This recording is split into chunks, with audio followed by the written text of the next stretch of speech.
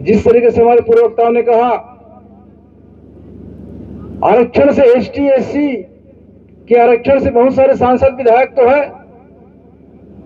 परंतु ये हमारे दुख के साथ नहीं है, हमारे लिए लड़ने को तैयार नहीं है। उस समय में दादा मरकाम जी गांव गांव गली गली जाकर के आप सबको तैयार किया। दादा मरकाम जी को सुना आपने और दादा मरकाम जी के विचार से आप सब तैयार हुए। ये गुड़वाना का स्वर्णिम युग का शुरुआत है साथियों। आजादी की लड़ाई एक दिन में नहीं मिलती आपको मंजिल, एक दिन में सत्ता आपको नहीं मिलती। लगभग 1 दशक बीत जाती है, उससे भी ज्यादा हो सकती है, पर हमारे महापुरुषों ने लड़ाई लड़ना बंद नहीं किया और भारत आज आजाद हुआ।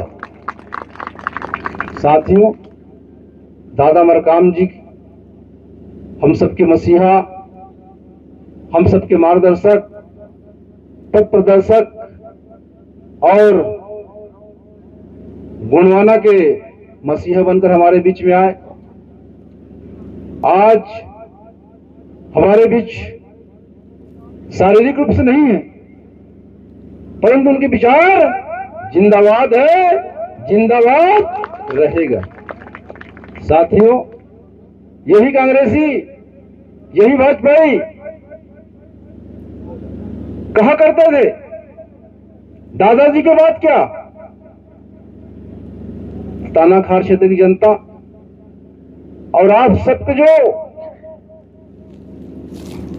सहयोग, आप जहां भी रहे, जिस जगह भी रहे, अपनी आत्मा से या फिर कोई बड़ा देव की शान से, जो जहां जहां रहा, जैसे जैसे रहा, अपनी कामना करता रहा, हे बड़ा देव जो भी हो पर तानाखार जीत जाए। निश्चित रूप से आपका अपार स्नेह, प्यार, आपका मनोकामना, आपका जो प्रकृति शक्ति बड़ा पेन या फिर अपने अपने जो इष्ट हैं, उन इष्ट के सामने आपने मनोकामना किया और आपकी सबकी मनोकामना सफल हुई। आप सबकी मनोकामना प्रकृति शक्ति बड़ा देव ने सुनी। निश्चित तौर पर साथियों, ये जीत गुड़वाना गणतंत्र पार्टी की जीत है, हम सबकी जीत है। इसलिए पूरे गुड़वाना गणतंत्र पार्टी को मैं बधाई देता हूं।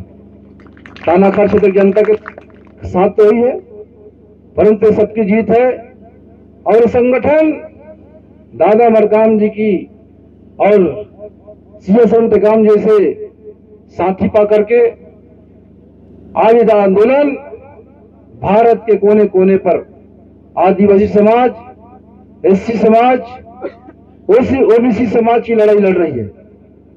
साथियों, गुणवाना गणतंत्र पार्टी एक ऐसा आंदोलन है, गुणवाना गणतंत्र पार्टी एक ऐसा संगठन है जिसका कोई लड़ने वाला नहीं होता, जिसके साथ अन्याय अत्याचार हो रहा है, चाहे किसी भी वर्ग का हो, किसी भी जाति का हो, जिसको न्याय नहीं मिला उसके लिए लड़ने वाली पार्टी है।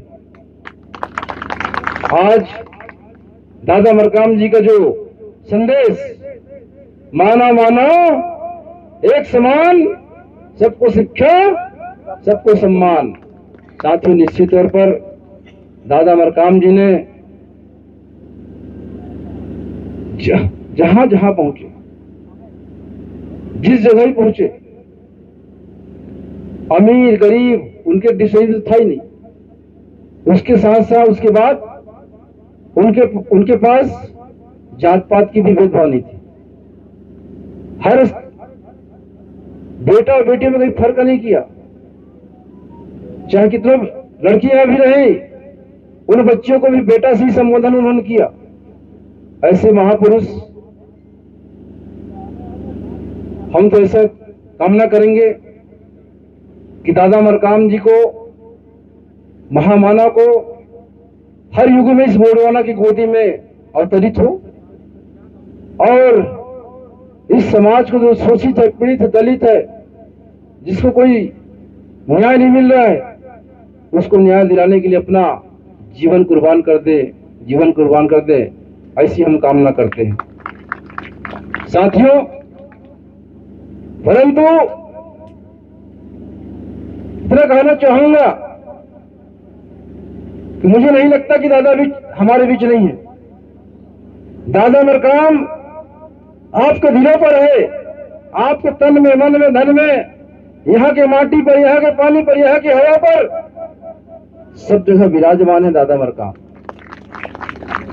निश्चित रूप से आप एक अकेले दादा मरकाम, आज तो हजारों लाखों दादा मरकाम खड़े हो गए हैं अन्याय के खिलाफ, अत्याचार के खिलाफ, शोषितों के खिलाफ, जुल्म के खिलाफ गोंडवाना आंदोलन खड़ा है साथियों। ये पीली क्रांति आपने दादा मरकाम ने शुरू की और पीली क्रांति की आप आंदोलन आपके कंधों पर है, आपके हाथों पर है। यदि आप आज नहीं जगे, दादा मरकाम जी के आंदोलन से हम जागृत नहीं हुए, दादा मरकाम जी के आंदोलन से हम लोग तैयार नहीं हुए, हम संगठित नहीं हुए, तो साथियों अभी फिर से हमको बहुत पीछे जाना पड़ेगा, पीछे धकेल दिए जाएंगे। जिस तरीके से हमारे साथी बता रहे थे, शिक्षा, स्वास्थ्य, नौकरी, रोजी रोजगार, व्यापार, सब में हम पीछे हैं। हमारे लिए आपको लगता है कि मोदी जी की सरकार है। साथियों, सरकार अदानी और अंबानी चला रहे हैं। अदानी जैसा कहने करे, मोदी जी नतमस्तक हैं, झुके हुए हैं। देश की शासन सत्ता कारपोरेट घराने के लोग चला रहे हैं, अर्थात पूंजीपति लोग चला रहे हैं, उद्योगपति लोग चला रहे हैं। जब 2014 में मोदी जी आए, 10,000 करोड़ से ज्यादा अदानी ने पैसा लगाया और रातों रात एशिया के सबसे बड़े व्यापारी बन गए, नंबर 1 में। जिस तरीके से हमारे भैया लोग बता रहे थे अपने उद्बोधन में, उद्योगपति को कर्ज में छूट मिलती है, तो साथियों सरकार उन्होंने बनाया है, मुख्यमंत्री उन्होंने बनाया, प्रधानमंत्री उन्होंने बनाया। भले ही हमने वोट दिया, हमको लगता है कि वोट हमारा, दादा मरकाम कहा करते थे ना, वोट हमारा, राज तुम्हारा, नहीं चलेगा, नहीं चलेगा। परंतु साथियों, आज जिस दौर पे हम लोग गुजर रहे हैं, यदि हम लोग संगठित नहीं हुए, दादा मरकाम जी की विचारधारा को हर गांव तक नहीं पहुंचाए और हर व्यक्ति तक नहीं पहुंचा पाए, तो हमें जिस तरीके से हम सोच रहे हैं आजादी की हम अमृतकाल पे है, 75 वर्ष 76वां वर्ष हो गया है, हमें नहीं लगता कि हमें आर्थिक आजादी मिली। हमें न तो संवैधानिक में अधिकार दिया तो गया संविधान पर, परंतु संविधान में अधिकार का परिपालन कहीं नहीं हो रहा है। राजनीतिक अधिकार नहीं मिला, आर्थिक आजादी नहीं मिला, समानता का अधिकार नहीं मिला।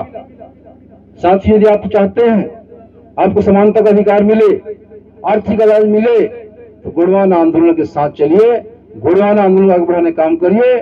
निश्चित तौर पर आपको 2028 में आपका मुख्यमंत्री मध्य प्रदेश की धरती पर होगा। तानाखार पे गोंडवाना गणतंत्र पार्टी की जीत इस बात की इंगित करती है कि हम जब विधानसभा जीत सकते हैं तो लोकसभा भी जीतेंगे।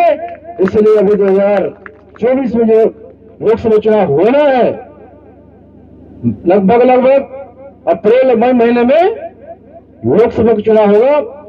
देश के वहां पंचायत चुनाव होगा जहां पर यहाँ के मूल निवासियों के लिए, यहाँ के एसटी एससी ओबीसी के लिए, यहाँ के रहवासियों के लिए कानून बनाए जाते हैं, हक अधिकार दिलाए जाते हैं और आपके लिए वोट पेश किए जाते हैं। उस सदन पे आपका आदमी होना चाहिए। जब तक के दादा मरकाम कहा करते थे, जब तक का आपका बेटा उस कुर्सी पे नहीं बैठेगा, तब तक के आपको हक अधिकार नहीं मिलने वाले हैं। यदि आप चाहते हैं आपको हक अधिकार मिले, जल जंगल जमीन का अधिकार मिले, खनिज संपदा का अधिकार मिले, शिक्षा का अधिकार मिले।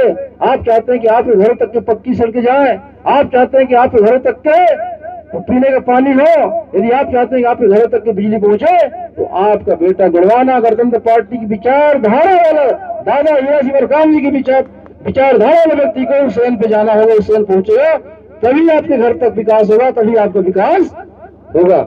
निश्चित तौर पर साथियों, हमारे पूर्व वक्ताओं ने बहुत सारी बातें कही है। मुझे नहीं लगता कि शिक्षा पर कोई बोला जाए, मुझे नहीं लगता कि स्वास्थ्य पर बोला जाए, परंतु साथियों हम कहना चाहेंगे, आज देश में अलग अलग तरह की शिक्षा है, अमीरों के लिए अलग, गरीबों के लिए अलग।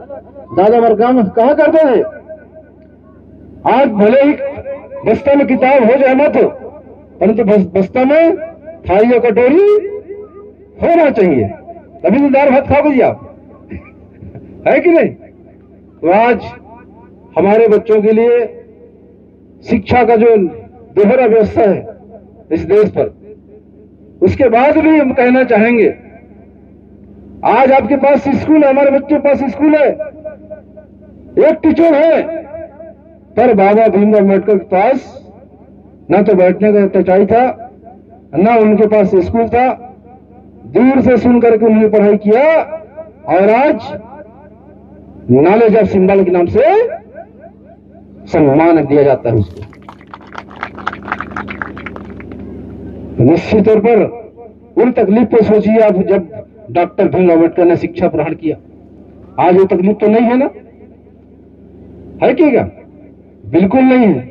यदि हम अपने बच्चों को मोटिवेशन करें, अपने बच्चों को पढ़ाई लिखाए, कब तक वो रोते रहेंगे हम लोग। आज गांव में भी हुनर है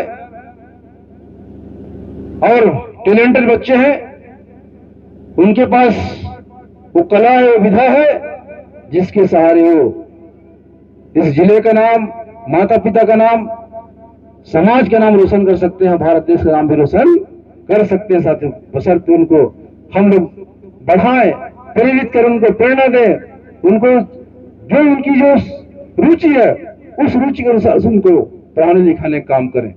निश्चित तौर पर साथियों, सरकार हमारे साथ नहीं है, हम जानते हैं, न तो आपको जल जंगल जमीन का अधिकार देना चाहती, न तो आपको खनिज संपदा देना चाहती, न तो आपको शिक्षा देना चाहती, रणनीति तो है, परंतु इसी को हम लोग हथियार बना करके लड़ाई लड़े।